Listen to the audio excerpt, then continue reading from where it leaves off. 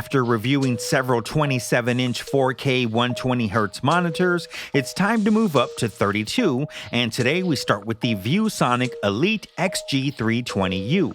Will it be smooth sailing, or are we in for a bumpy ride? Stay tuned as I discuss quite a few issues I ran into during my experience. Let's roll that intro.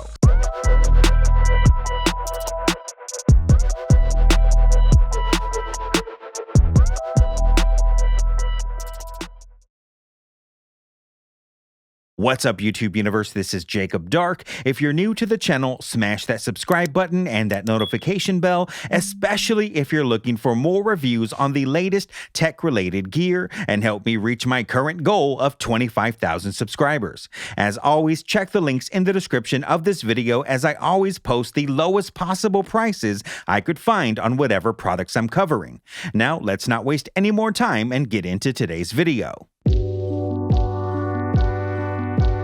The ViewSonic Elite XG320U is a 32-inch 4K HDMI 2.1 gaming monitor and currently retails for $999. Starting with build quality, it's quite refreshing to see a monitor with quality parts like this sleek metal stand and a more heavy-duty build than the typical light plastic bodies I'm accustomed to.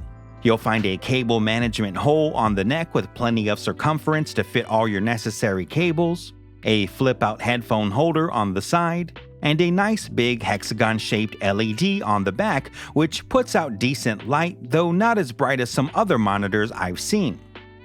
Taking a look at the connections from left to right, we have your AC power connection, one HDMI 2.1 connection, an HDMI 2.0, a DisplayPort 1.4, a 3.5mm audio jack, a micro B port, a USB upstream port, and 3 USB 3.2 ports. It is 100mm by 100mm VESA mount compatible, has two 5-watt speakers, and a pair of LED strips directly under the face of the monitor, which adds a nice touch of color to your setup. It sports a 32-inch anti-glare IPS display, has a max height of 23.7 inches, a width of 28.6 inches, a depth of 10.4 inches, and weighs in at about 32 pounds. It tilts, is height adjustable, and swivels. There's not too much going on with the menu, though it is one of the ugliest I've seen. It's got game modes, which is basically presets, display where we can turn FreeSync off and on, set HDR to auto, adjust response time, color temperature, and adjust the image with your typical things like brightness and sharpness. Under Setup menu, you can turn on a crosshair and adjust your RGB settings. Before we get into the problems, I do want to talk about the strengths of this monitor, and one is that as a gaming monitor, it excels. FreeSync Premium Pro, 144Hz that can be overclocked to 150 via DisplayPort, a 1 millisecond response time, VESA HDR 600, which while not full HDR, is still better than the typical HDR 400 I see on most monitors, and pure XP motion blur reduction. All of these things equal a really beautiful gameplay experience that should satisfy most users.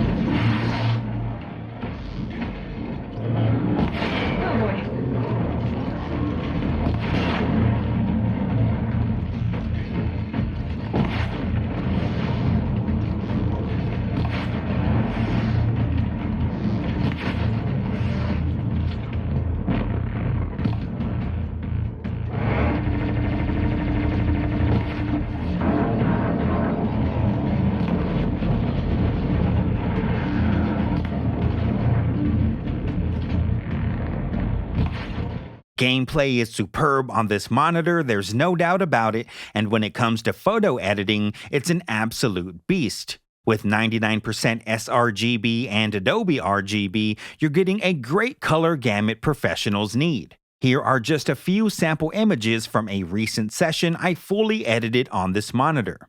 If you're a video editor like me, you're going to love the real estate you get from a 32-inch display, especially if you're coming from a 27-inch.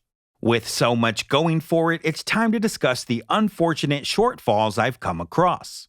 My biggest gripe is that for whatever reason, ViewSonic decided to only include one HDMI 2.1 connection, while literally every other competitor out there includes two, oftentimes at a lower price point.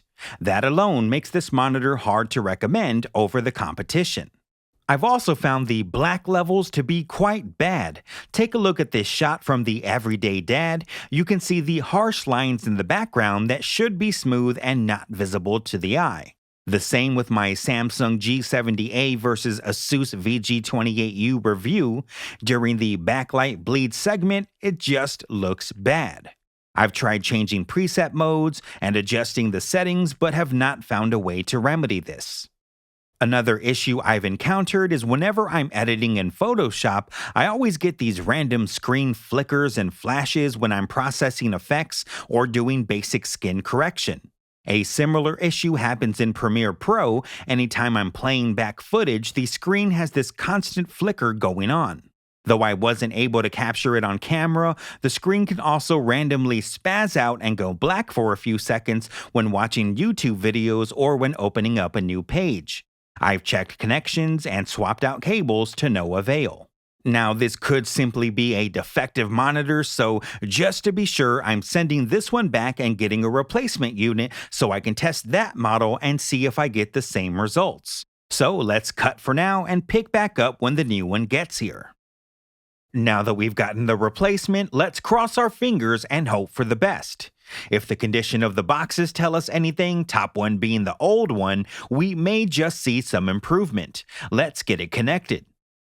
Now that we're ready to test, let's once again cross our fingers and hope the first unit was just a defect. Disappointing. As we can see, the flicker is still there, although maybe not quite as noticeable as the first one during playback in Adobe Premiere, and the flickering and flashing is still present in Photoshop whenever I'm trying to process effects.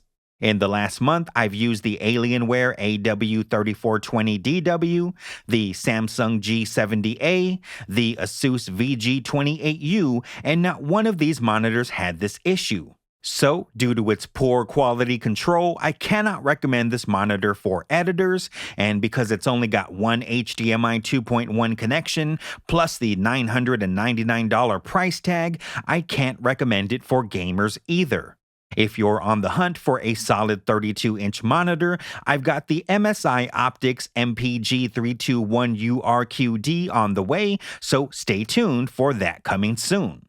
That's going to do it for today. If you found this video helpful, be sure to give it a thumbs up and leave any comments, questions, or concerns in the comments below. Until next time, thank you for watching, stay tuned, and have a great day.